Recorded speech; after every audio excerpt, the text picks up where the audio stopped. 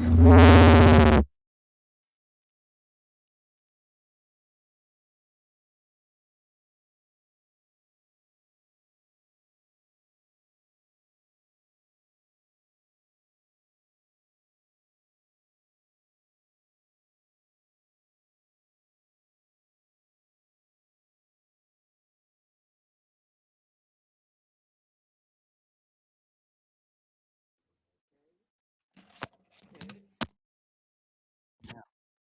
we're doing Corey. We're almost there. Nish, can you hear me now from here? See, uh, on YouTube, but I'll have to get the. And I think it's because of this. Yeah. Okay. So that's YouTube. Uh, Manish, how are we doing? Can you just put an okay if you can hear me? If not, then I think we might have a little issue here with the. But we heard it on. Okay, so let me just double check because I'm troubleshooting. I'm on the fly, and I'm not. Okay, Manish, can you hear me? It's Lon. I'm talking to you right now. I'm speaking right now. Okay. So if not, maybe he stepped away from his microphone. That might be possible. But let's try. How are we doing on YouTube? And that's what matters the most because we're going to be recording. So let's just do this for a second. That's YouTube. So you're delayed, YouTube, right? Yes, you are. Can you speak, you dumb machine? No, you can't. Why can't you? Why can't machines actually speak and be human? Come on in. No, because you're just a dumb machine created by a human. And even though we have the likes of Elon Musk trying to create neural networks and all these things, it's working. Good. So let's come back. I'll kill the audio there so we don't get reverb. But I think that Manish, yeah, you can hear me. Manish, confirm? Yes? Go ahead. One more yes, because I need to know if you can hear on YouTube, you should hear on Toria. Uh, well, anyways, he can hear me. Great. Okay, one final thing to get connected, and then I've done my own setting up, which is what I used to do. I do everything, but it just takes too much time. But Maureen has, well, I'll explain in a moment where she is. And let's just get everything connected because I want notes up here. So for those of you online, I'm just getting set up here. Good. And let's see, we want to get some the roll browser, and we'll bring that in. Okay, and we'll what the hell? We'll bring in the notes from this morning. Doesn't really matter. And we want to export to. We want to do the export, and we want to do the exporting to the screen sharing, and then we want to do wired. Okay, so we've done that. So in theory, then I come back here and the magic will be, because this is not intuitive, it's counterintuitive, so that's going to go over there. Will we get the notes up? We did. uh, the human is smarter than the dumb machine. That's exactly the way it should be. We are the super intelligence on planet Earth, not algorithms. However, okay, now let's see what we have. This looks good. And then finally, what I'd like to do is just do a little bit of a stick handle here, and I'll bring the map of the world, but where's the cursor? The cursor's over there, and I could lose it. So this is what I'll do, is I'll go into my little filing cabinet. Okay, world map. There it is. And I'm going to plunk that in over the self view. so we don't have to look at ourselves. And I'm going to put that over this. So then everybody sees that on the recording, but that's on my preview, right? So I know how to bring that back. First, I'll do this. Then I need to get rid of that because that sticks on the recording, right? And then we can bring in the map, and we'll do that.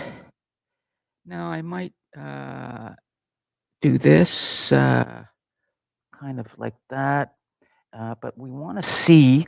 Oh yeah, we want to see who's there online, but we don't want to have it on the recording. So the way to do that is to come back to Toria down here. Just a second. Too many things, yeah.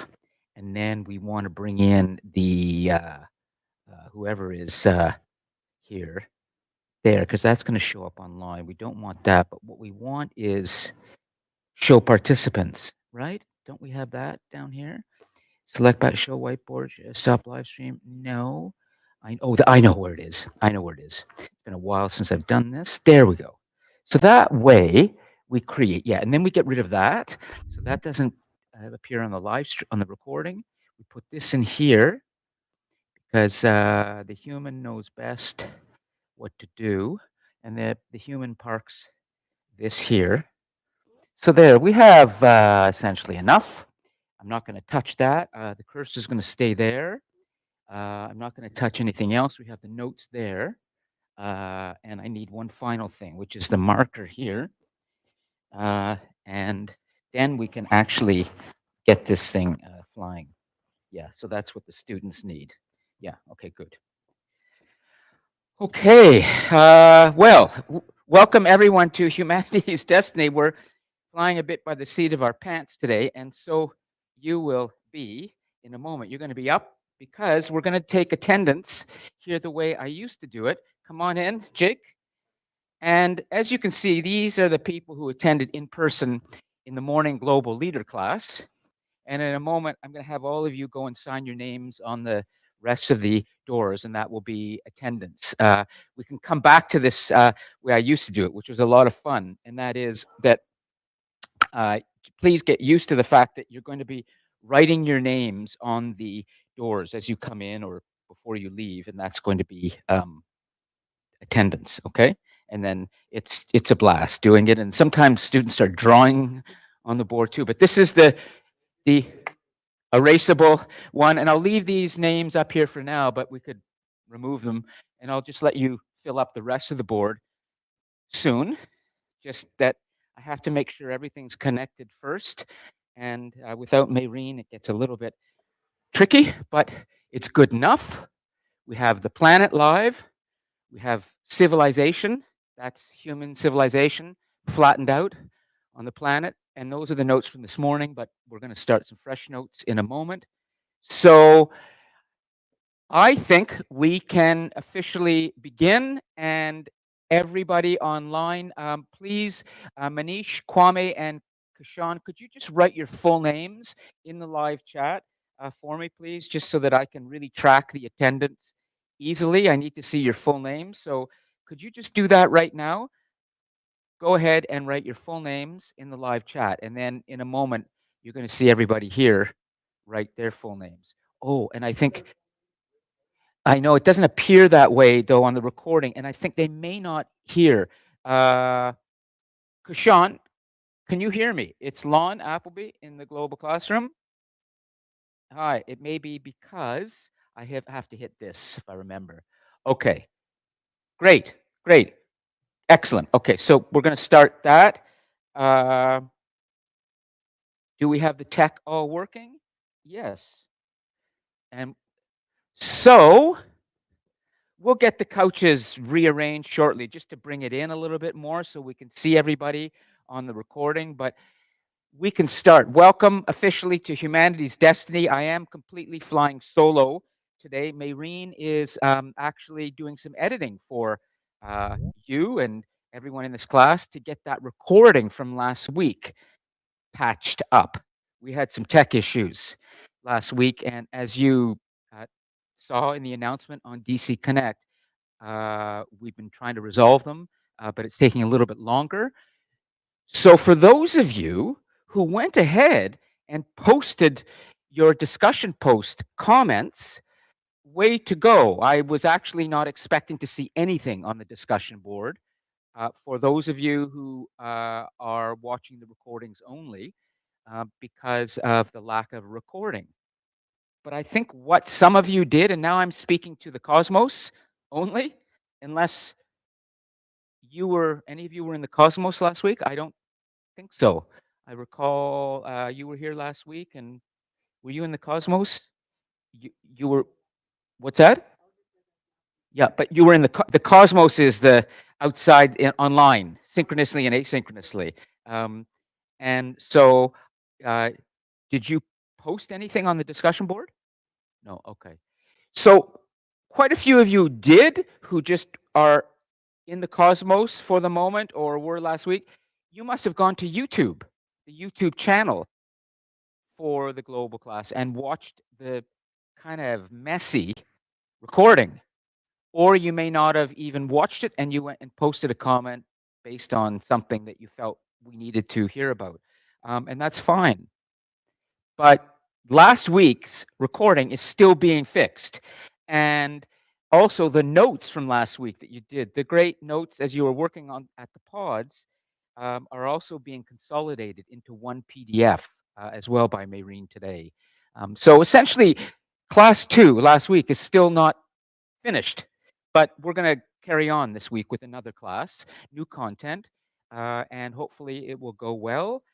But you're always safe when you come in person because you will get the current class and you don't have to worry about the recording. So it's great to see all of you for what is going to be today. It's going to be all about history's lessons. That's our big topic today. What can history teach us about where we might be going? So before we start that, and I'll get these notes updated, I would like to make sure that we get the attendance done properly. So the clipboard has gone home. It's back in my basement.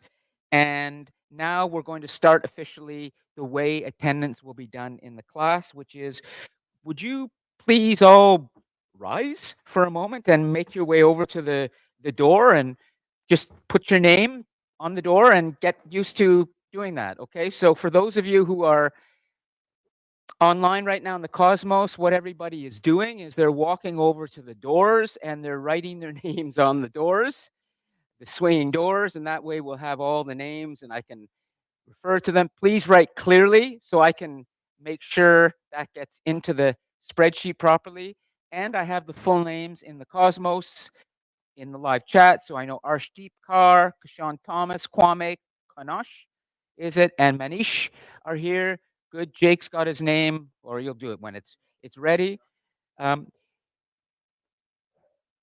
Just keep in mind that in the future, for future classes, whenever you come to the class, just grab the marker. It'll be usually sitting on the button over there, the push button, and just put your name up on the doors, okay? And that will be the standard procedure. And I used to do this all the time, and it works well. And I like seeing all these names clearly written too. It feels a little bit like graffiti. Writing on the wall, okay? So while everybody is doing that, let's see if there are any questions from the Cosmos. Manish, Kwame, Kashan, Arshdeep, is there anything that you want to bring to the class's attention right now? Just go ahead and park it in the live chat. We can see that. You can see us. And we can get going very shortly on our new content, History's Lessons. But if there's nothing there, then I'm going to take a moment to get the notes set up and teed up properly, because we are not in this class. We are not in Global Leader. We are in Humanity's Destiny. Okay, so that was something else, and we had a good discussion today, but here we go. Okay, so we are in Humanities. Humanities Destiny. Okay, and For the online folks, Arshdeep, what do you see right now? Do you see just the shot of the whole room and the big board? Is that what you see? Just put yes or no. Okay, I just need to check about camera angles. Yes, you see the whole room? Excellent. Okay, good. So I know what you're seeing. So Humanity's Destiny, what's the date today? Is the 22nd, right? January 22nd, okay. So January 22nd, 2025. And our fundamental topic today is going to be history's lessons. And just for the sake of time, I won't write. Well, I guess I will. I usually come back. Once you put your name there, just go ahead and sit yourself back where you were, and we'll start the class. Did anybody do the notes last week? Was there a student I had do the notes here last week, writing? I can't remember if I did it with what's that? Who? Oh, it was Rachel. The Rachel Poor. Oh, then it was uh, Mike Ismail. Okay, so I'd like to get one of you or maybe a new student to do it, but we need our scribe for today's class. So is there anyone else who likes to write, or I can just default back to Ismail or Rachel, okay?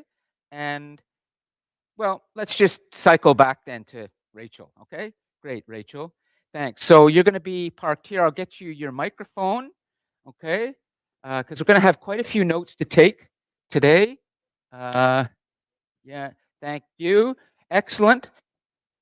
Great, everybody. So we've got attendance there. We'll give Rachel her microphone.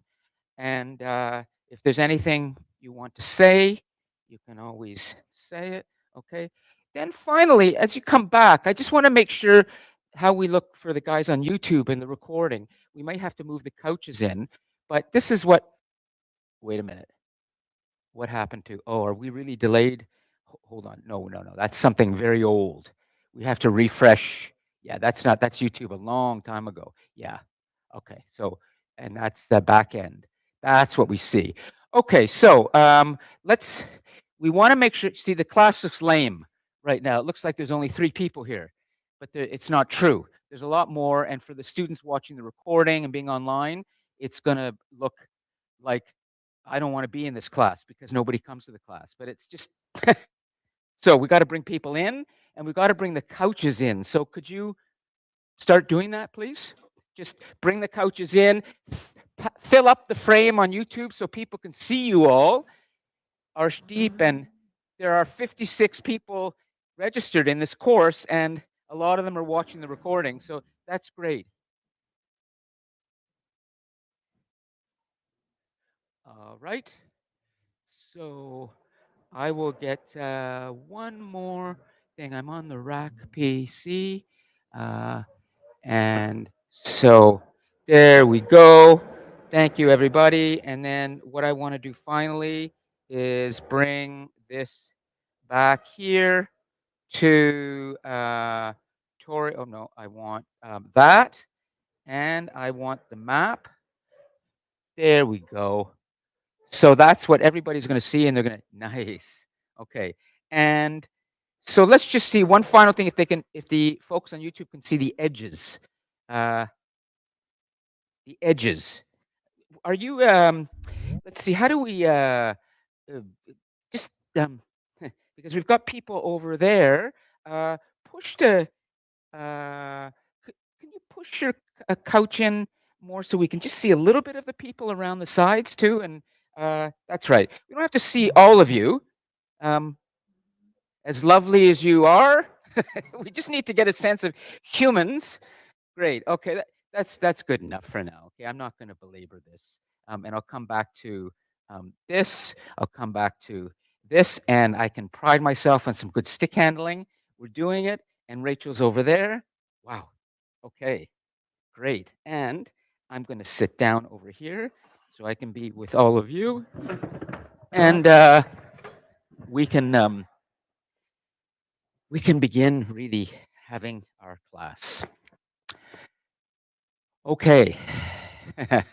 This is close, but it'll work. I'll move around a bit. History's lessons.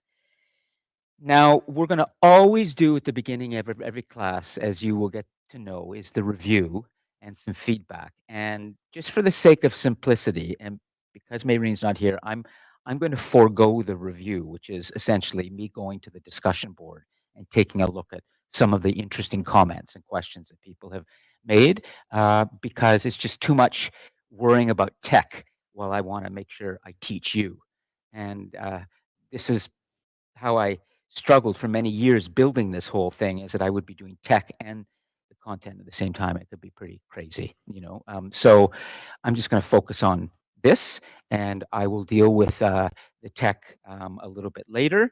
And so I really do want to have a little bit of a discussion about last week and what you remember, just to get you back into the frame of mind. So do you remember what we covered last week? Jake? Different futures? Exactly. And can you just remind everybody of what you were doing with your team and what you chose, what topic and what you were thinking about in terms of what might be the next big thing coming? My team specifically, Yeah. Do you remember? my group chose the future of like what social media would be like in 30 years, Yes. and we thought, Hold this yeah. on? Karaoke. Good. I don't know how to do karaoke. Okay. Go My ahead. team did 30 years in the social media, 30 years in the future. And So we were looking ahead and trying to understand how to think sort of more specifically through what's called scenario planning. And last week's class was really a way for you to start acquiring just some very introductory skills on how to plan and think about the future in more realistic ways. What kinds of things you can be thinking about, so that the future is something that maybe you can forecast with some accuracy. And scenario planning is a great technique. I was hoping today that I would have the notes that you all kept on the screens consolidated into one file, one PDF that we would then post. That Mayreen is doing today. Okay. And then I was hoping to review that, but we'll wait to another time. I just want to make sure you kind of have a sense and remember what we did last week. So this is a kind of a review, but it's very, very basic because I want to move on. I don't have everything I need to do a proper review. The second thing I want to just address before we begin is, do you have any questions at all? Anything on your mind, particularly about what you might be seeing happening in the world today, from politics, culture, um, health and well-being, any particular topics that um, we'd like to bring to the class's attention, for trying to understand a little bit more of what does this mean for our future? What does this mean for the human future? Things you might be seeing in the news, current events, that you have questions about. I always like to begin with that too, is to ground what we talk about in the world today. And if you don't, it's not a problem. I'm going to launch into a lecture as brief as I can, and then you're going to go into teams again to work on a new series of questions around history's lessons. So anything in the cosmos, Arshdeep, Jasandeep, I think, or Jashandeep or others, you can put that into the live chat. But I just want to give you a chance to think about the world around you, what you're seeing and hearing about or even experiencing, and how this may play out over the next few years. In other words, you're constantly thinking about, where is this going? Where are things going?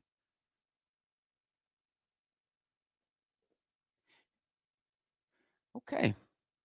Well, Rachel, anything you want to bring to our attention? I was just thinking what people were thinking, maybe predictions that they're having for the next 4 years based on what they saw at the inauguration ceremony the other day. Thank you for asking.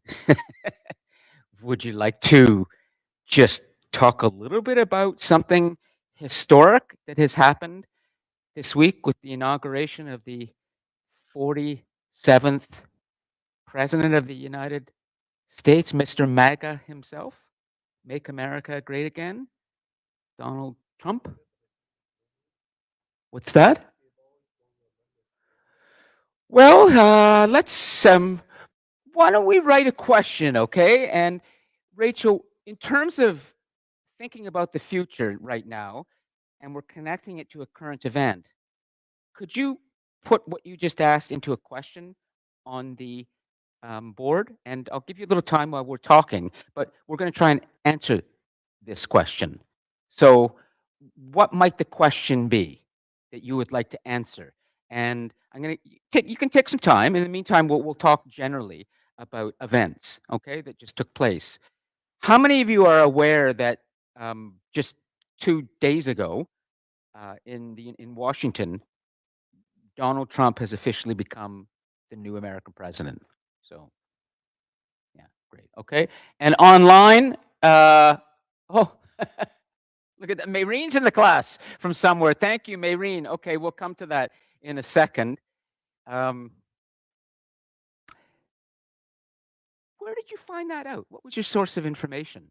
I'm kind of curious to know how you're learning about things, because this is part of sometimes the problem for all of us today is the way we learn about things. So I'm going to put somebody on the spot for a moment. And if you feel uncomfortable, you don't want to answer, just say, well, I need to think about this. Barack,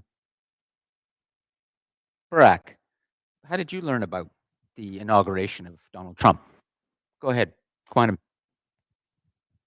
Is this working? Oh, there you go. Well, newspapers. Also, I'm old school. Sue me. What's that? I'm old school. Sue me, but yeah, Newspapers, like an actual broadsheet, but it's a digital. both digital and broadsheet, but broadsheets are usually local. Like Where did you get that? Where did you get an actual paper in your hands with some no coffee newsprint on shops it? still have it. Local coffee shops in the Durham region. Wow. Who does that? Does anybody else read newspapers, hard copies with the ink coming off on your fingers? Jake? I haven't touched a newspaper since I did a newspaper route. Huh. Okay. Well, I noticed something in the live chat that I'd like to address, and that is, Kashan, are you able to jump on your microphone while I change my battery? Do you have a microphone available? Because hold on a second, okay? I just need to do a quick battery change. Kashan, are you able to do that, or can we just continue in live chat? If not, we'll have a general discussion about Instagram as the source of your information, an Instagram reel. Okay, so it's taking a little time. I'll ask all of you.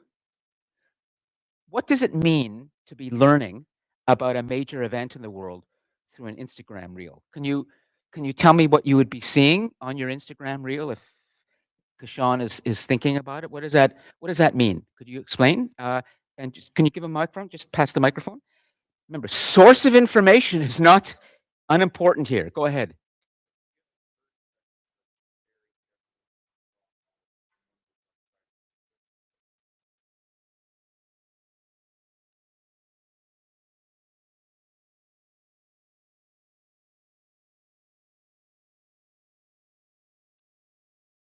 And we're good. What's your name? Luke. Thank you, Luke. Is it Prentice? Yeah, great, Luke. So, how reliable is it to maybe I'm wrong. Maybe I'm wrong, Luke. But it sounds to me like you're only getting about a few seconds, really, 30 seconds or so of something, and that's your information. Max. Okay.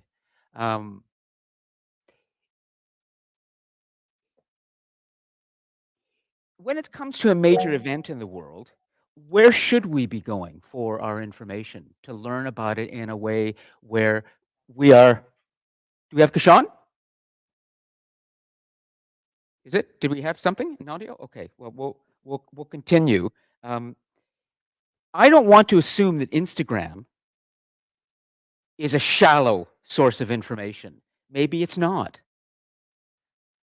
But I'm coming here perhaps with the assumption, being a little bit older, that this kind of social media, Instagram or Meta or TikTok or any other source like that of social media, is a kind of skewed, biased, shallow source of information that doesn't really inform you much about what's really happening. That may not be fair. That may not be fair. Let's figure this out first, because I want to make sure when we talk about what's happening in the United States, we're talking with good information. So, does anyone want to respond to that for a second? Andrew? Grab, yeah. Give you a third. No, there's a microphone around. Go ahead.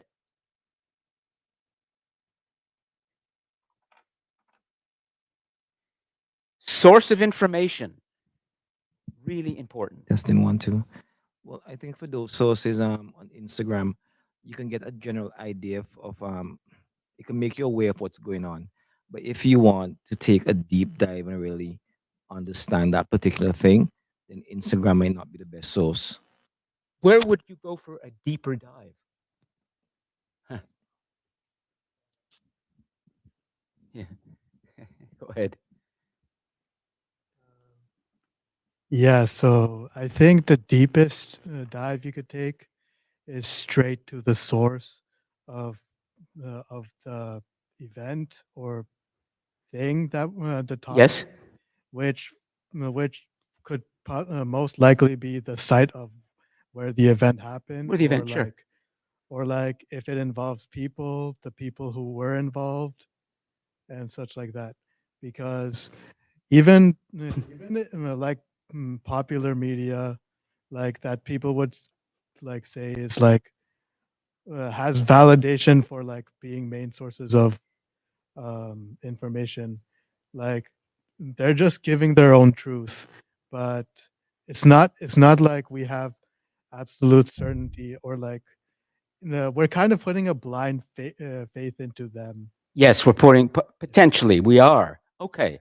I just want to let you know that, and we don't have to discuss this in any depth right now, that having a good grasp of your source and why that source is telling you something is really important.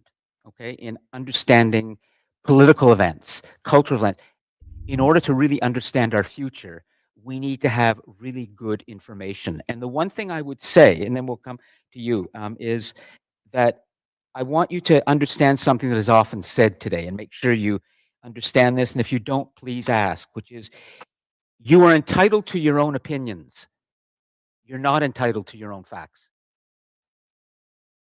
Could you write that, Rachel, down for us just for a second?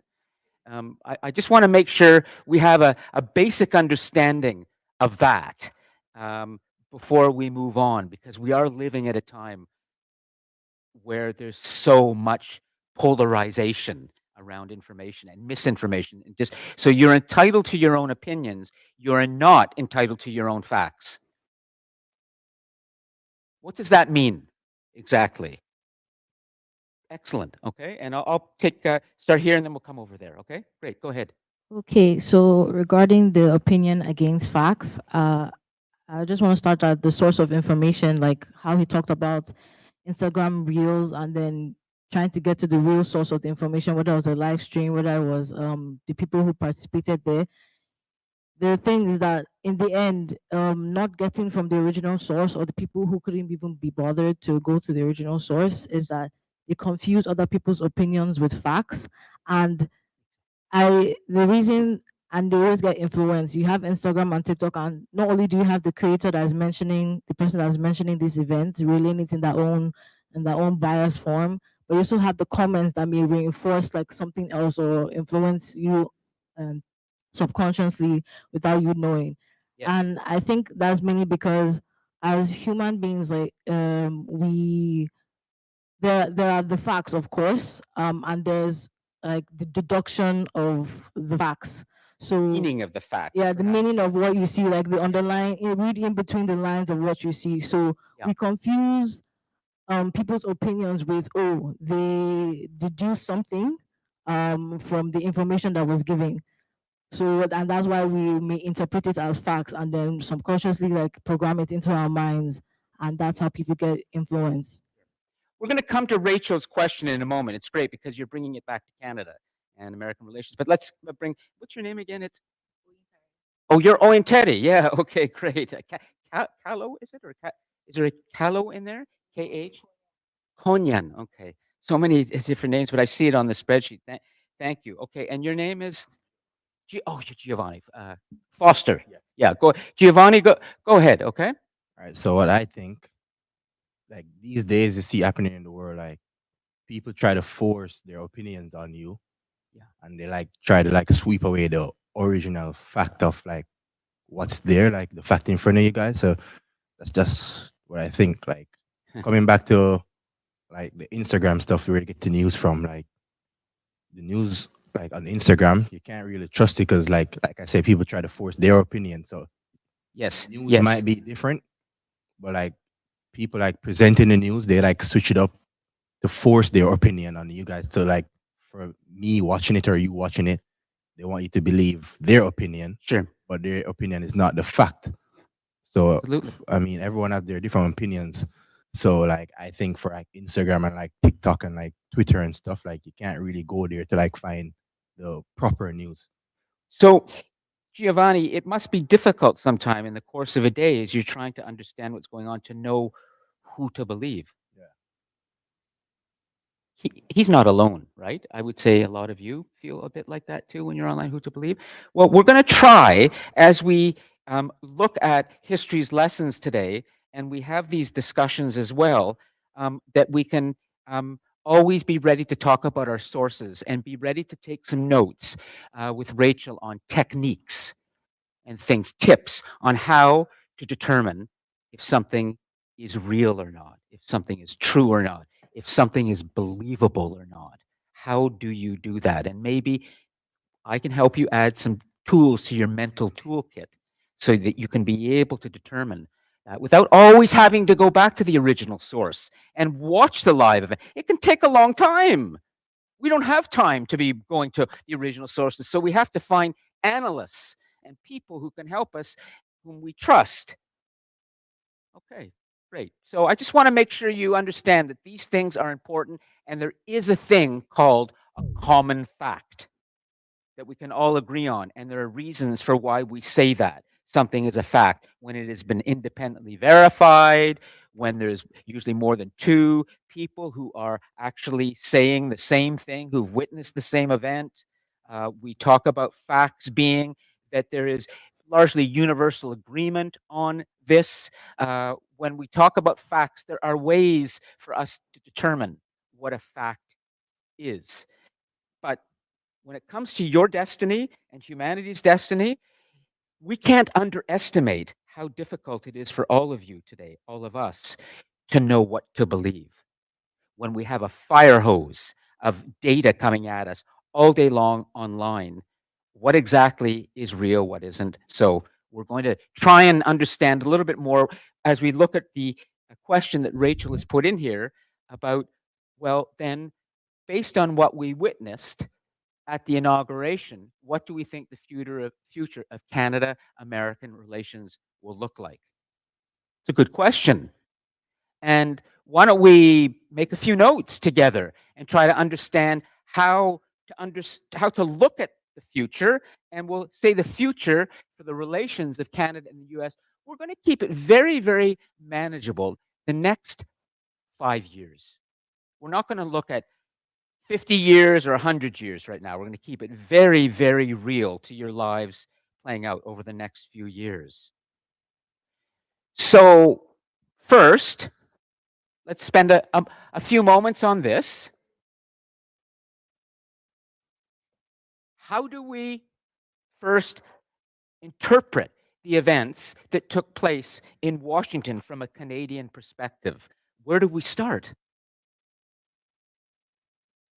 in understanding this and understanding where we might be in 5 years from now, given what just happened 2 days ago with the inauguration of the 47th president, where might we be 5 years from now in Canada?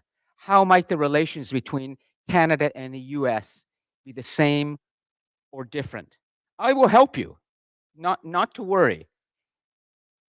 Rachel, as I said that, the door opened. I think somebody is drifting in, but it's not real. It's just it's a specter. It's something has drifted in to join our class. Let's call it the desire for truth.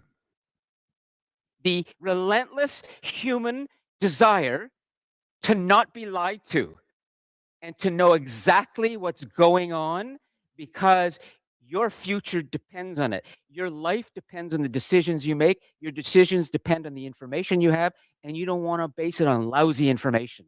You want smart, good information. So let's get to the truth as best we can.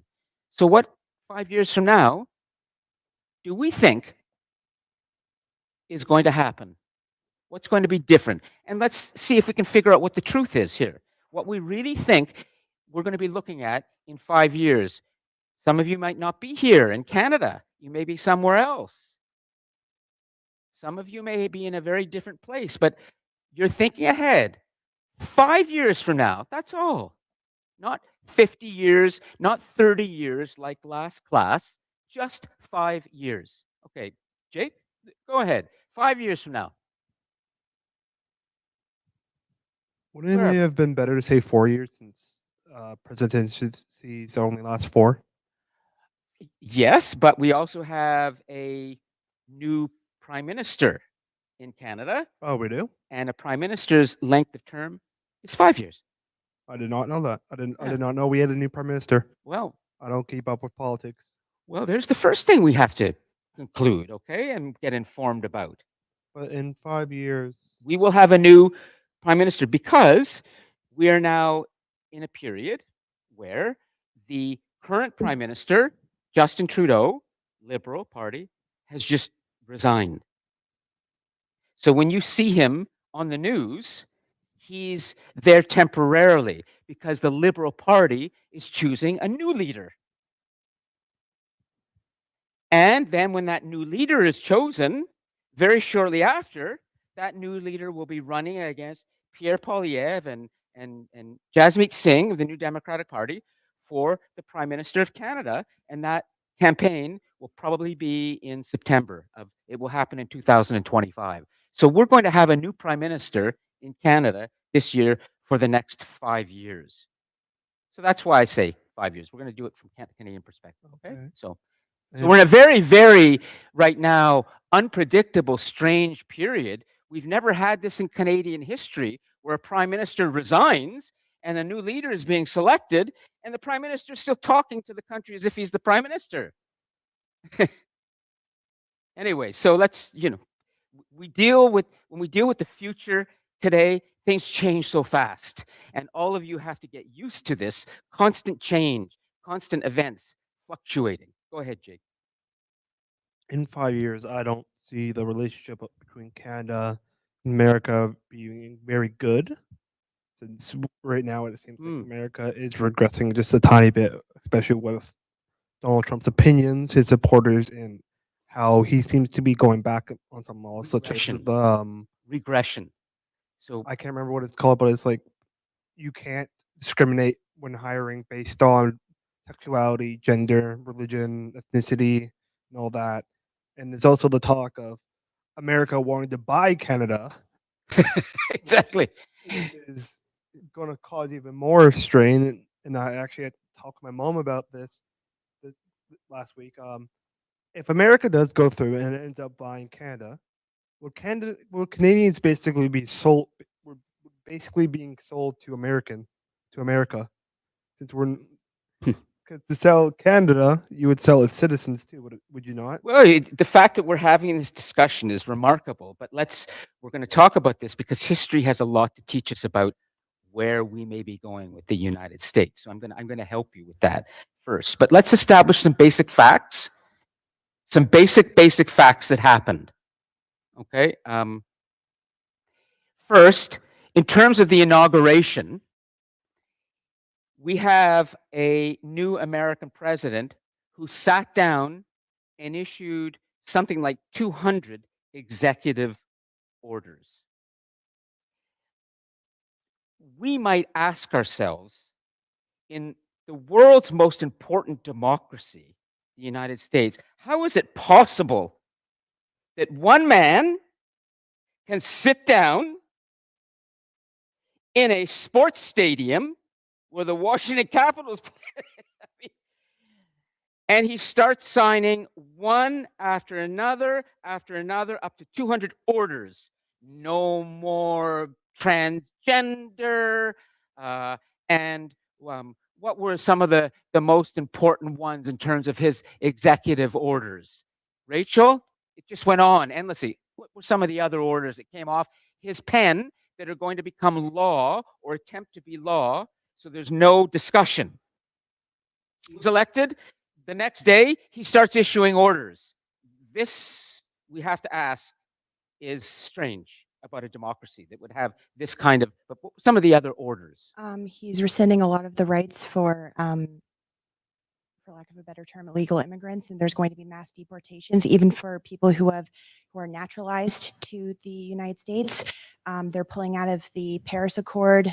We're not going to be part World of Health the- Organization, they're leaving. So what's that?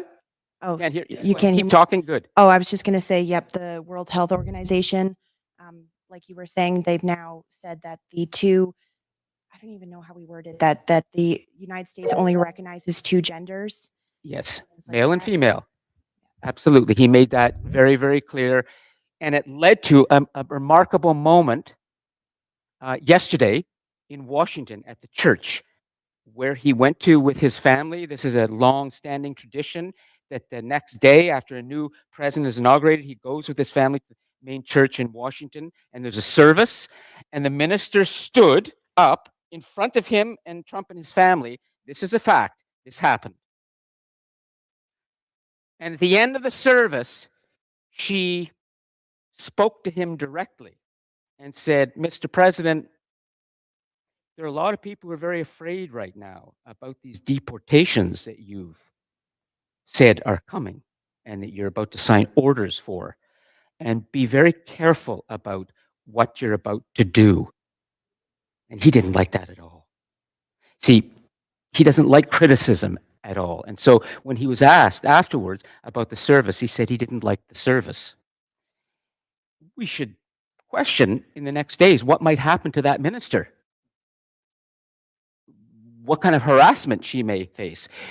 Part of the pardons, part of the executive orders yesterday include pardoning all the rioters.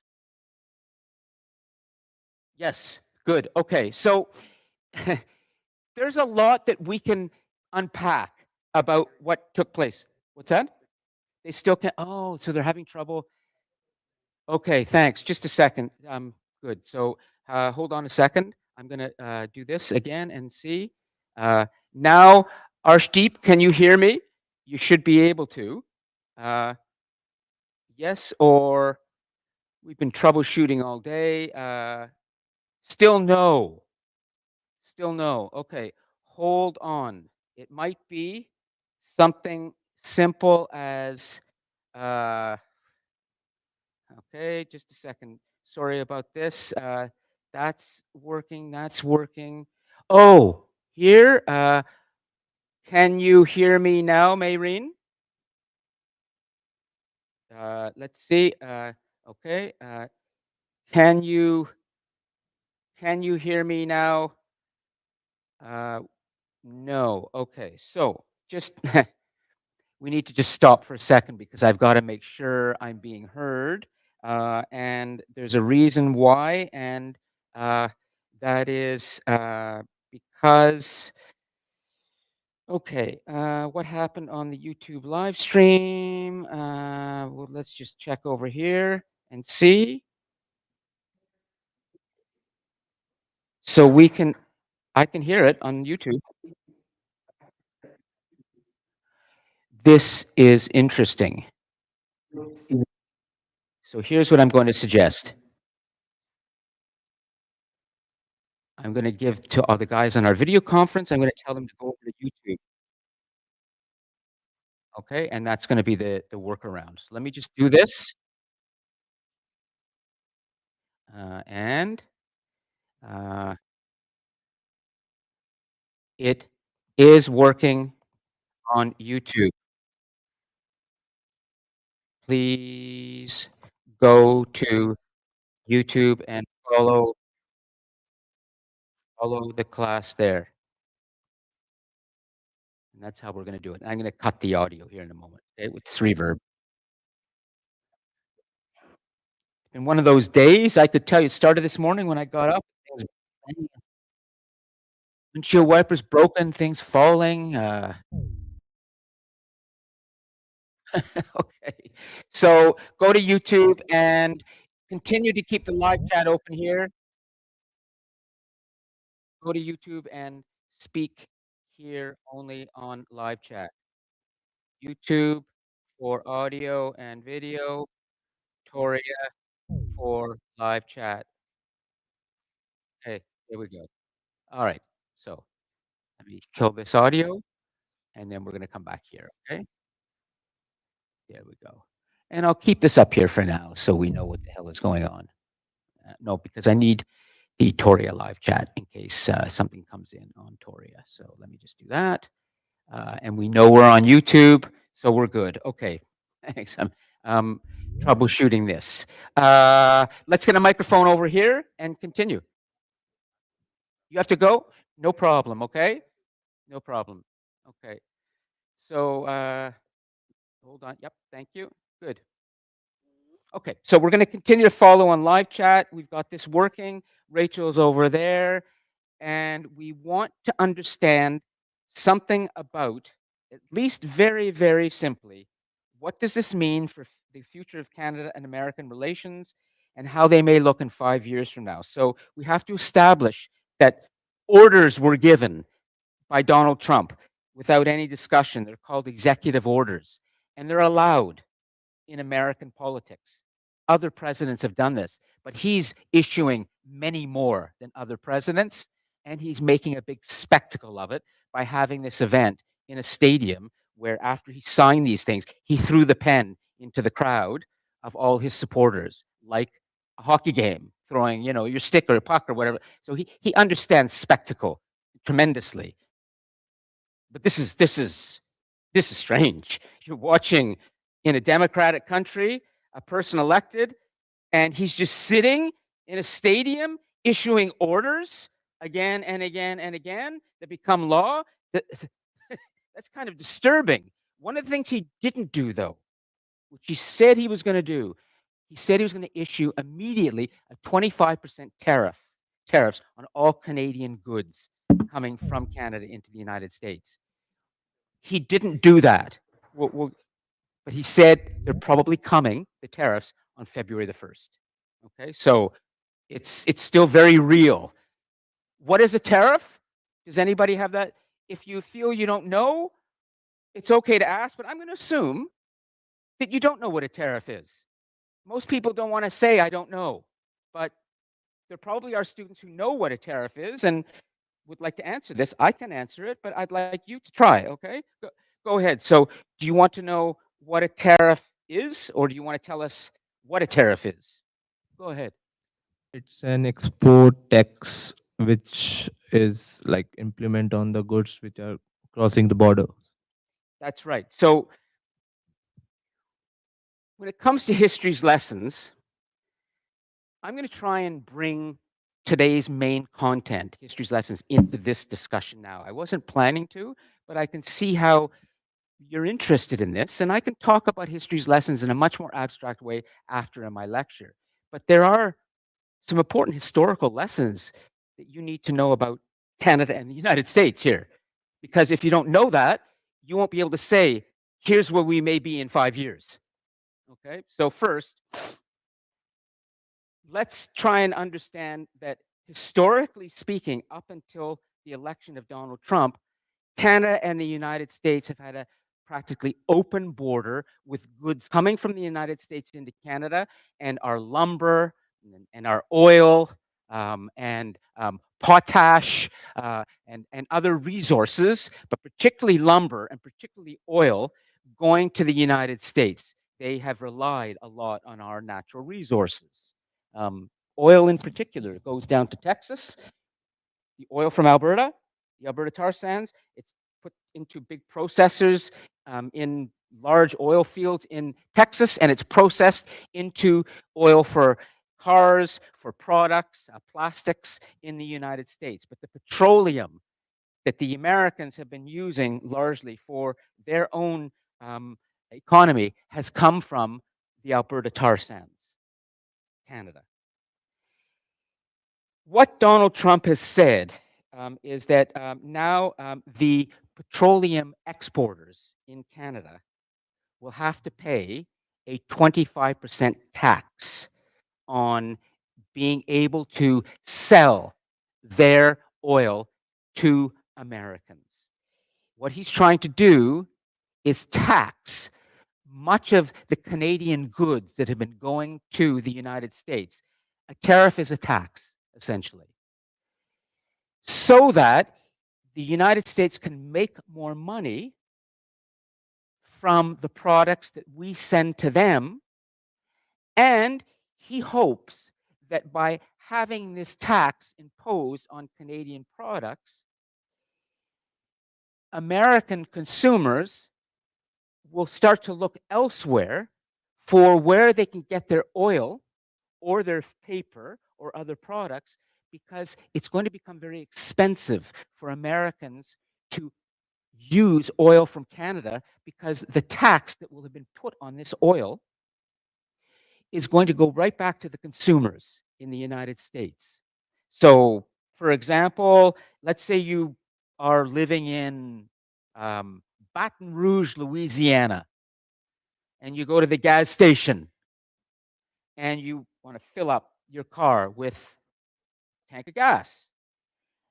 I'm not clear on exactly what the cost of gas is right now that comes from Canada in the United States, but guaranteed that when this tariff is put on, when that person in Baton Rouge, Louisiana, or you go to the gas station, you will have to pay a lot more money for Canadian gas. And that will make you as an American frustrated. And you're going to turn away from Canadian gas and say, where can I get cheaper gas? And what Donald Trump is going to say is, well, we can make it right here in the United States. We don't need Canada's gas. We don't need Canada's lumber anymore. We don't need anything from Canada anymore. And if the Canadians want our market, they're going to have to pay for it. That's never happened to this extent ever in Canadian-American relations. Canada and the United States, since the founding of Canada in 1867, have always been close. Things are changing right now. That's the difference. It's like we're breaking up. That's the moment in history that we're at. It's like Canadians and Americans are having to learn that there's a new guy in town, we elected him, and he says he doesn't need anybody. All he wants is the United States and the world and nobody else.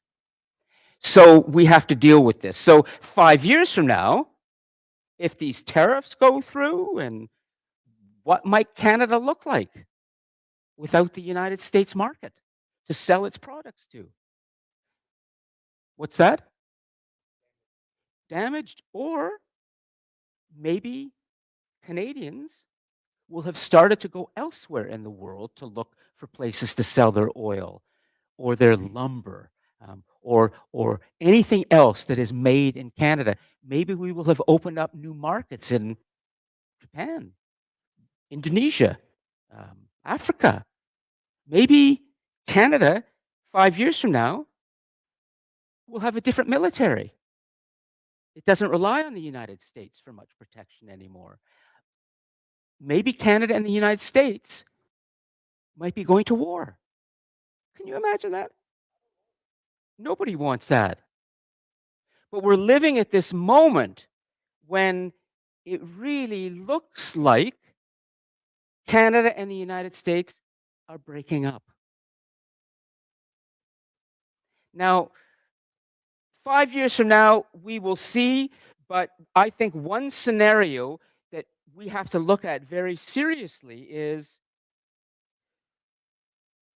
it possible that in 5 years, Canada will be a different country compared to what it is now?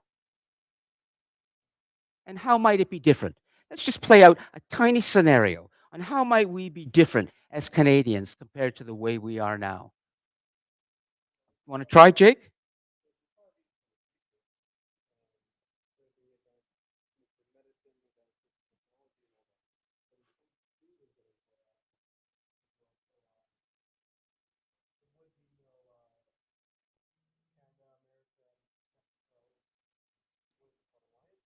Yes, yes.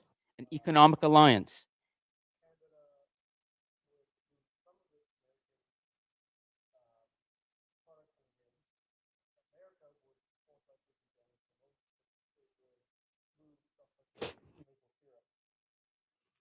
Well,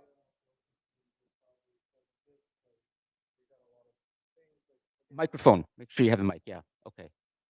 Well, just finish your point, and then I'm going to explain one thing, and then we're going to move on. Okay? Just to help you to understand something about where we've been before, because we've been in this situation with the United States before a little bit. Go ahead. I can see that with the fact that America is probably going like, oh, we don't want your dang maple syrup. A bunch of other places are going to be like, hey, I'll take it. I'll pay you more too. Come on, it's like hand it on over, because if the way Trump's going, I can see that America will try to become independent and not want anything from anywhere. And make it themselves. They want to be completely self-sufficient in terms of how they manufacture their goods and how they buy them. And that has never happened before in the world economy, is for the major power in the world to say that we are withdrawing from the rest of the world, and we want to strengthen our country ourselves without relying on the rest of the world for anything. But let's just give you one lesson, okay, to understand something. How many of you are familiar a little bit with Canadian history and how Canada was formed in terms of the people? Barack, and have you any of you taken Canadian history or American? Rachel as well. Okay, so when I mention something like the American Revolution in 1776 or the War of 1812 in 1812, does that sound a little familiar when you hear about? Okay, let me explain. Donald Trump has said something remarkable that no president has said ever in um, the history of Canadian-American relations, at least since the War of 1812. And that's going back now 212 years.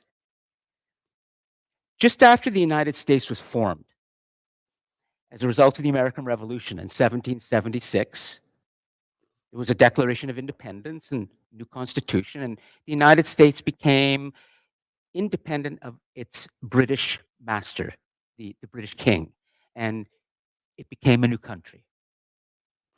The critical thing to keep in mind is that there were many, many people living in that part of the world then who did not want to be part of this new United States of America. They were what are called United Empire loyalists. They were loyal to the British crown. The United States grew out of Britain. It was a colony, several colonies of Britain. There was a war that the Americans fought to become independent. That's called the War of Independence. But there were many people who came up to this part of the world in Canada. It wasn't yet Canada, because they wanted to maintain their allegiance to the British monarchy. They were loyal to the crown. When there was this new American Republic, and it was formally created at a treaty in France in the 1790s, after there had been a war and revolution, the Americans then said they wanted to annex Canada. They wanted Canada to become a state of another state of this new United States. Donald Trump just said that too. He said Canada should become the 51st state of the United States. He didn't issue an executive order for that, but he's been speaking very openly about how Canada would be much better positioned in the world and would help Americans more if it just became part of the United States. Well, for Canadians, that's kind of crossing a line, because basically it's saying to us that we are not an independent nation with an independent history in the eyes of somebody like Donald Trump and his supporters, that we're just simply another small body of people who could become a state, and that our history and our uniqueness and all of that is not to be respected. All that matters is that we could become part of the United States and help strengthen its economy. Do you know what happened in the War of 1812 when the United States chose to invade Canada? It actually happened. How many of you been to Niagara Falls? Raise a hand. Niagara Falls, this thing called the Niagara River that goes up to Niagara Falls. Niagara River that flows into Lake Ontario. On one side of Niagara River is United States, Lewiston.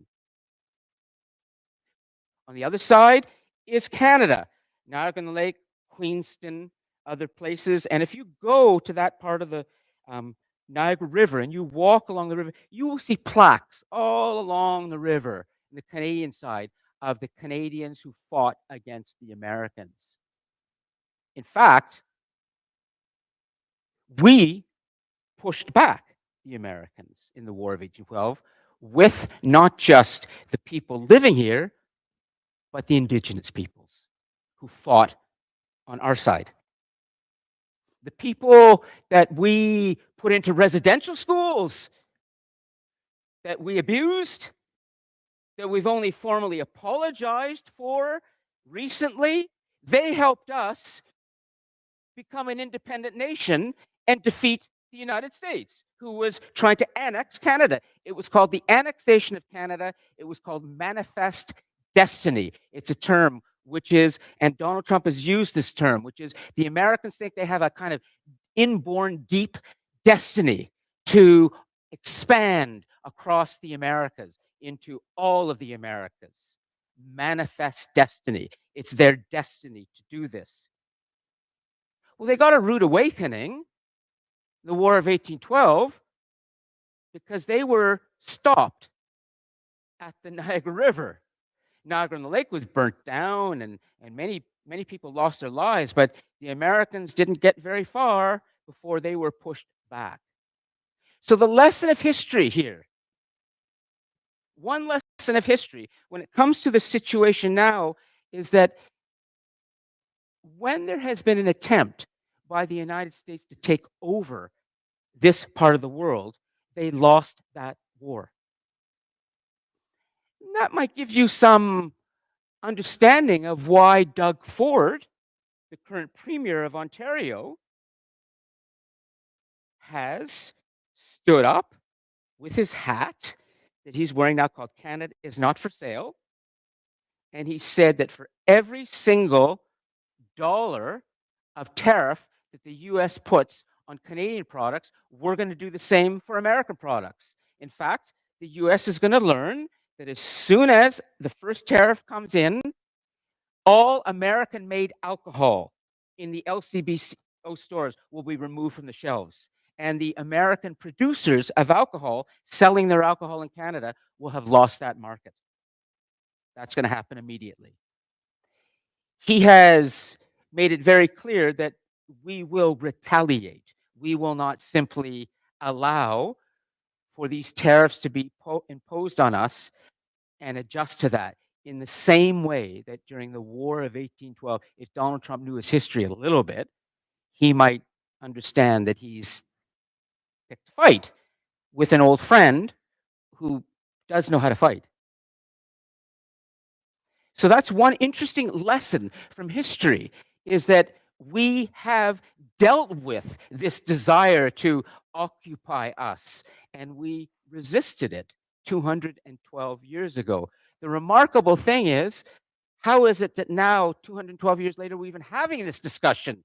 We moved on from this a long time ago, but somehow it's returned in the form of this person called Donald Trump and the Make America Great movement again. So let me stop for a second because I really want to get to the bigger picture today of history's lessons.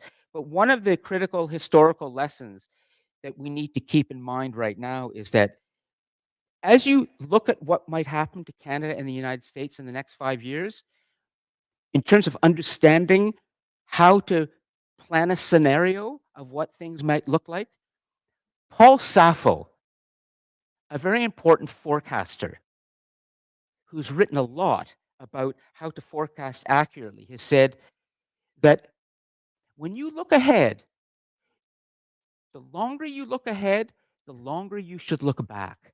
In other words, when you're trying to understand something about what's coming 5 years or 10 years or 15 years from now, don't look back 10 years or 15 years.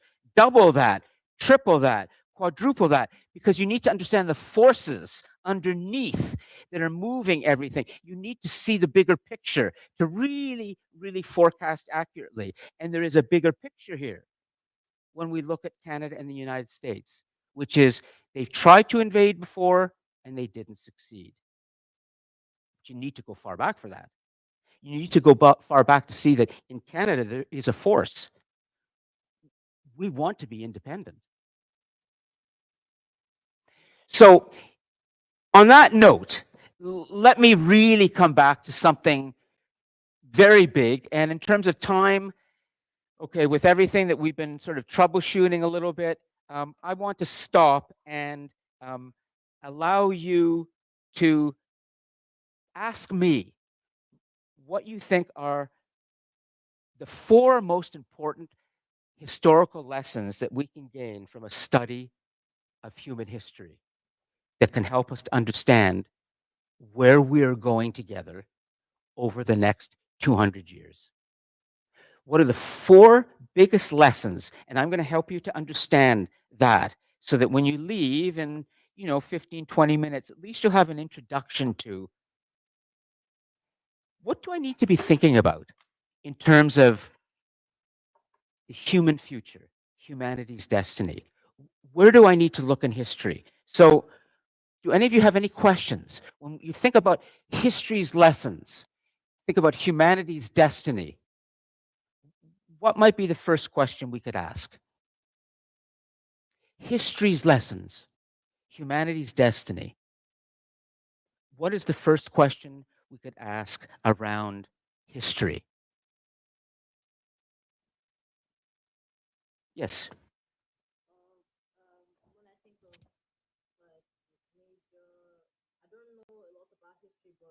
Hmm. Oh, get a microphone. Yeah, sure. Yeah, make sure they can hear you. Okay. So where are the microphones? Okay. Watch your. I know you're bored or something's happening, but you're disappearing. Are you with us? Okay. I don't want to be a Nazi right now and get in your face. Okay. But, okay. Good. So just be careful. You might find if you're getting a little dozy and it's that time of day, you may disappear into your machine. Just be mindful of how you might be using your machine. Okay, good. All right, go ahead. I think when it comes to what to look at regarding history and regarding our future is points in time when people were as a society or a community were at the lowest, or times when leaders or nations got extremely greedy or had a certain superiority complex of some kind that leads to major changes when people don't feel like they have enough. They might rally together and trying to change it, whether it's for better or for worse, or people believe that their way is better than others' way. They try to impose it Okay, on let's try and help. people. Let's try and help her phrase a really good question for Rachel. Okay, and then we're going to come back to this. We're trying to understand. There's a lot there, but we want to put down into something simple. We're trying to understand what can history teach us that will help us to make an accurate forecast about the next 200 years. What can history teach us to help us to make an accurate forecast about the next 200 years. I'm going to help you with this, okay? But we're not going to be able to cover everything today, just in terms of time as I see this. The first question we want to ask is, it's in all of what you said. But rewind now and do what you need to be doing always when you're reflecting. You have a reflection due, your first reflection next Tuesday for this class. Okay, it's not just a discussion post, it's your first assignment. It's worth 15%. You're going to be writing a 425 to 450 word reflection. You're going to be writing and seriously writing. Writing and speaking and using language well is the way we humans get control of our chaos. It's been said that the human word is the power that orders our chaos. The human word.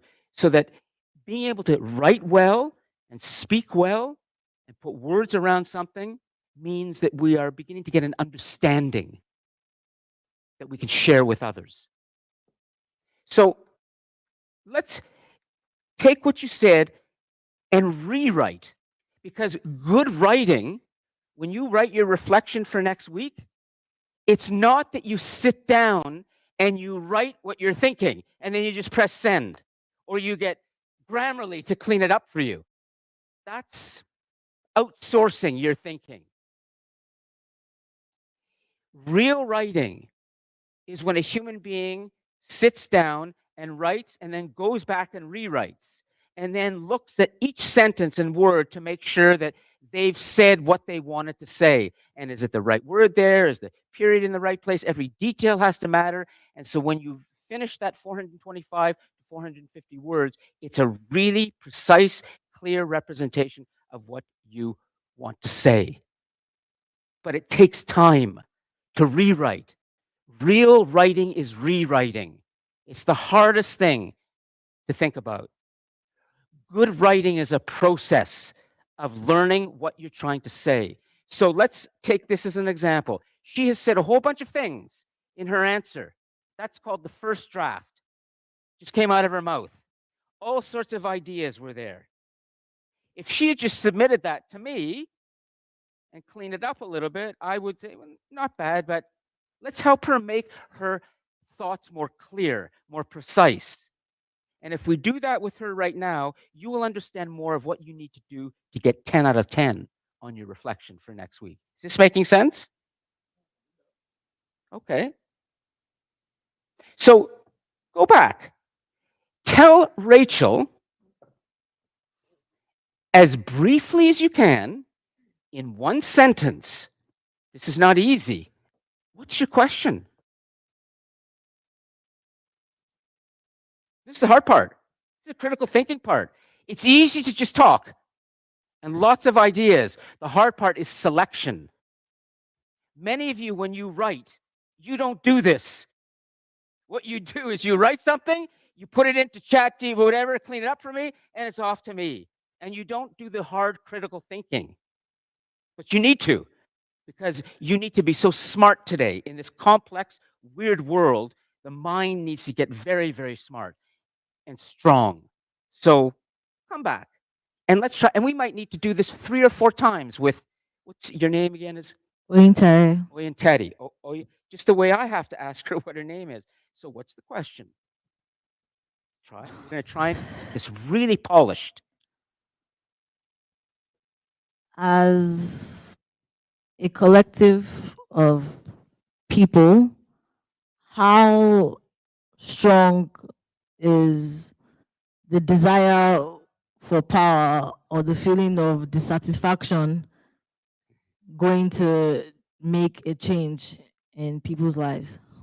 We're getting there. Second draft. We're not there yet. I'm still not feeling clarity. Am I right? Do you feel the same way a little bit? Like you're not quite understanding the question completely, but you kind of do? Yes? Well then, third try. Go ahead. Don't write anything yet, Rachel. We got to get a really good question. Try it again. You're on it. Something about greed, something about power and history and. Uh,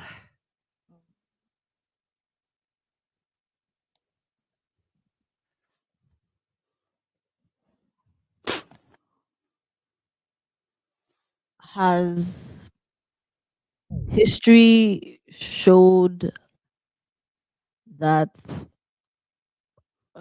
people have breaking points for the with the greed, feelings of greed Hmm. or feelings of dissatisfaction that could possibly make a change or drive a movement of some sort. so hard, isn't it? But you're doing some really deep, critical thinking, and you're slowing yourself down to think harder.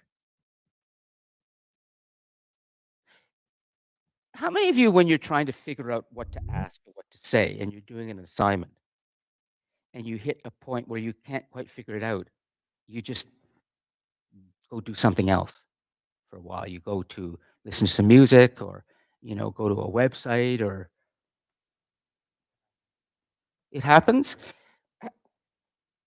You know, there was a well-known, successful tech entrepreneur whose name escapes me, who said that whenever he runs into a problem where he can't quite figure out what he's trying to say, he just writes out as much as he has on the mirror in his bathroom, and he just goes in there and he's brushing his teeth, he's looking at it, and washing his face, he's looking at it, and come to the shower, he's looking at it, and eventually he found himself looking only at that one thing, thinking on it and thinking on it until it gradually began to become clear to him. Albert Einstein even said about his own brilliance, the reason he was able to solve a lot of problems is, in his estimation, it's because he could hold on to a thought longer than anybody. He could hold on to the same thought through the whole day, and he's looking at it, he's thinking about it, and he's looking from this side and that side until gradually it becomes clear to him. What a remarkable thing the human mind is able to do if it can concentrate. If it can really concentrate. So let's try this again. Let's all concentrate together. Then we're going to move on her question so far and try to find a proper question that Rachel can write, because it's not there yet. So you have to, at 3:30 in the afternoon, together in a classroom, at a time of day when we're all a little bit tired, including me, and when you have easily, if you want, your powerful machine in your hand to go to stimulate you, but it's not in your hand right now. Can you concentrate on that one thing? Her question. And I'm going to ask one more time because I'm an idiot, which is, how do you pronounce your name again, and tell it to me? Oyintare. Owentare. Oyintare. Owentare. Yes. Owentare. I have Yin. to say it. Yin, like yin. Oyintare. Oyin. I'm concentrating. Oyintare. Oyintare. Oh, thank God I'm concentrating. And now she can get the respect she deserves. Her name is being pronounced correctly. Oyintare. Okay, I got it. Let us not leave here until we have Oyintare's question. Can you think about it? Are you able to get your mind on it? Or is your mind jumping all over the place? Because history tells us that the people who achieve something in human civilization are the ones who can think hard on it. They really think hard on stuff. O yin ta re. My question, are the leaders of our time pushing for a totalitarian state like others of our past? Woo! Is that O yin ta re's question? It's a good question. Because history, I'm afraid, teaches us something very dark about humans that I could tell you about. But let's make sure that's not your question. Are the leaders of our time pushing for a totalitarian state like others of our past? Half of it. We'll come to Kashan in a moment because I hopefully can tell you a little bit about what history says around totalitarianism and humans' need for a strong man in control. It's a problem in human civilization. We have often defaulted when we are confused to men who take on a certain lawlessness. They are the ones that we trust because we're scared. But we will get to that. Oyen Tade's question. Try one more time, and then let's try and move on. Fourth draft. What's your question?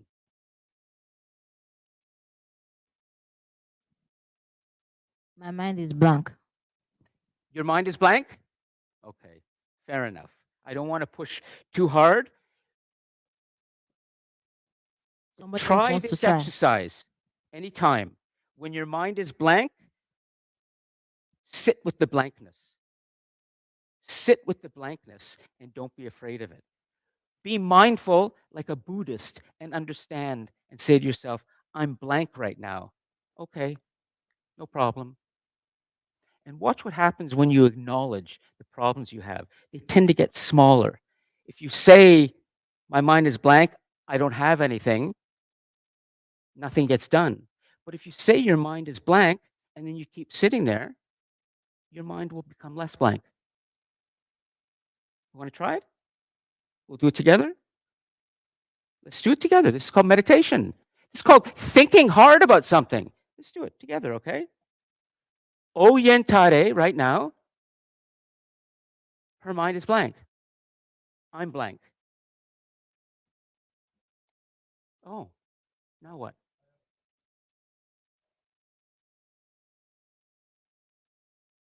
Hold on a second. What's beyond the blankness? This is hard thinking. This is where the metal hits, the pedal hits the metal. You're not afraid of nothing. And you just sit there, and there's something just around the corner waiting for you, just beyond the blank. Can't see it? Can't feel it? Okay. It will come with practice. I guarantee you. Any of you meditate? Sit still? Try it sometime. You will see there are a lot of things in your mind that will be revealed to you, and that your mind is a lot stronger than you think. It has a lot more memory, a lot more creativity than you could ever imagine, because it's the human brain. And the human brain is a remarkable thing on this planet. Okay, Jake, and then we're going to start to wrap things up.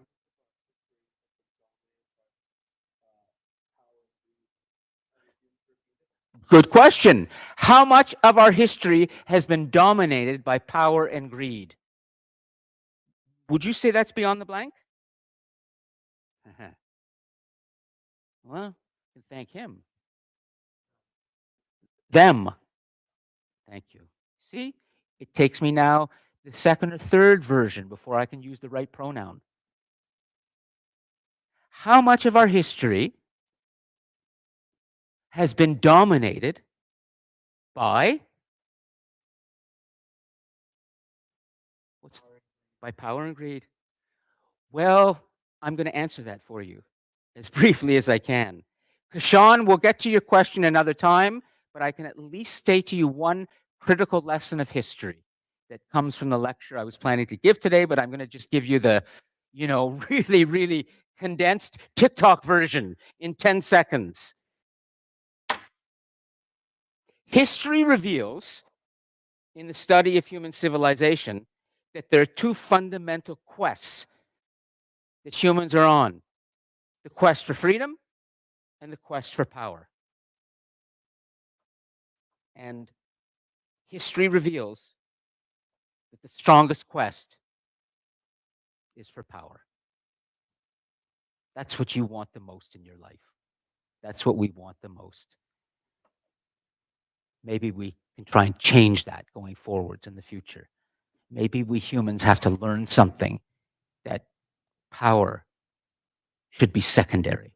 But so far in human history, whether we look at the earliest Mesopotamian civilizations that grew in the Middle East, or Chinese civilization, or African, or Islamic, or Christian, or the beginnings of Europe, or the conquest of the Americas by the European powers, I could go on as I teach world history.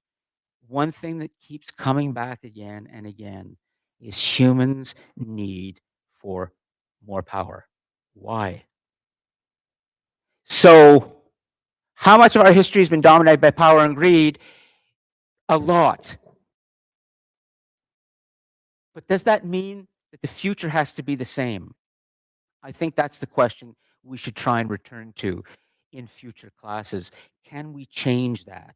Or do we simply have to accept that our need for power and domination and control is really going to be with us forever? That's a huge question. I am on the belief that we are learning more and more, we humans, who are still such infants in this world. If you look at the story of humanity on this planet, you will see from a planetary perspective, which is what we do today, we look at things planet-wide, that civilization is very, very new. It only started 10,000 years ago. That's a very short period of time in the span of what's been happening on the planet. We have only been living in cities together all over the world for about the last 1,000 years. We've only begun to understand things like protons and neutrons and electrons and subatomic particles and the natural world in the last couple of hundred years. We're very new on this planet, and we're growing. And so if power has been, through a study of human history, revealed to us as being a dominant force that we humans want, my answer to that is not what you might think. I believe we can change. I believe that when we would recognize that there's a force that we don't like, or that we think has led to a lot of suffering and war and conflict, we humans are capable of changing for the better. It's in us. It wasn't that long ago that we almost were extinct on this planet. 15,000 years ago, big ice age. Ice eventually started to melt, and we could start to form communities around rivers. But essentially, when there was a lot of ice in the world, there was just a very few hundred of us. And we were gradually losing the war against nature. We couldn't deal with the cold, but eventually we figured out how to deal with the cold. The world warmed up. We started to create cities around rivers, and the rest is history, as they often say. The one great lesson of history that comes back again and again about the individual human, not about human society. Human society is all about power, but the individual human is remarkable resilience, remarkable creativity, a constant desire to solve problems. The problem is when we form societies and governments, and that's where power becomes the issue. But you as an individual, you are capable of overcoming more than you think, because the human capacity for creativity, resilience, determination, the human imagination is unlike anything. And it's in each and every one of us. And so the lesson of history should be for you as you leave today an understanding that. And I'm going to have to end with a quote from a world historian that I quite like, H.G. Wells. You are not awake to your own power. Once you become awake to your power, watch what you can do. But right now, you're kind of asleep to your power. You don't realize what is in you as a human, what humans have overcome. But once you become awake to that, you will start to see you can change things a lot. Okay, so that's a little bit of some lessons from history. And unfortunately, I couldn't give you the full talk today, but that's the way things have gone. I've been alone here. You have a discussion post that's for the third discussion post, just your question. Since you're here in person, and for those of you online as well, you have your first reflection that's due next Tuesday. When we come in next Tuesday, get ready. We're going to take some of history's lessons and we're going to start to look at what the next big thing might be. And that's when we're really going to start looking at this idea of artificial intelligence, spiritual machines, and where we might be going in the next 100 years in terms of science and tech. Have a great week. I'm here if you need, okay? Thanks. Oh, yeah? Good. Don't forget to sign the doors if you have not yet. This is humanity's destiny here. We have your destiny today, exactly, Jake, is to sign this. Do I see Jake here? Attendance, do I? Okay. Jake, excellent. Everybody? Yeah, go ahead. Giovanni, put it. Thank you. Okay. Yeah, thanks, Andrew.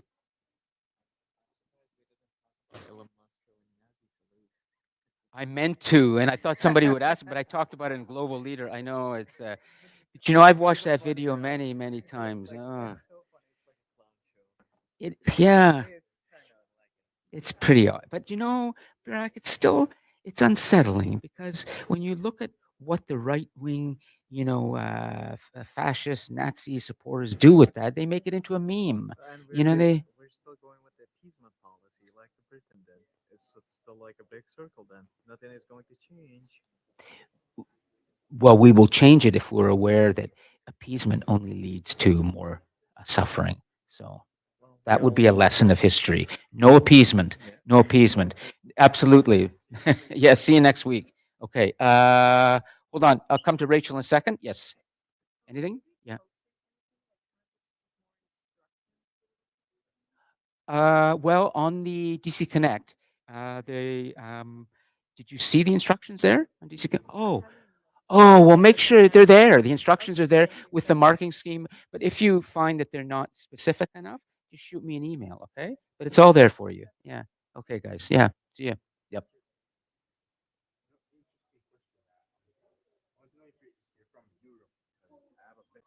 Yes. Mhm. I have.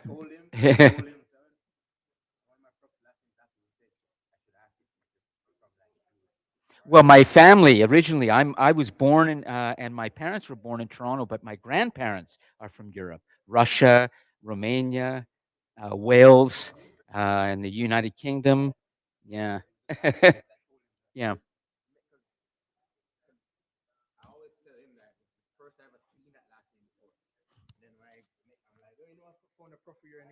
Yeah.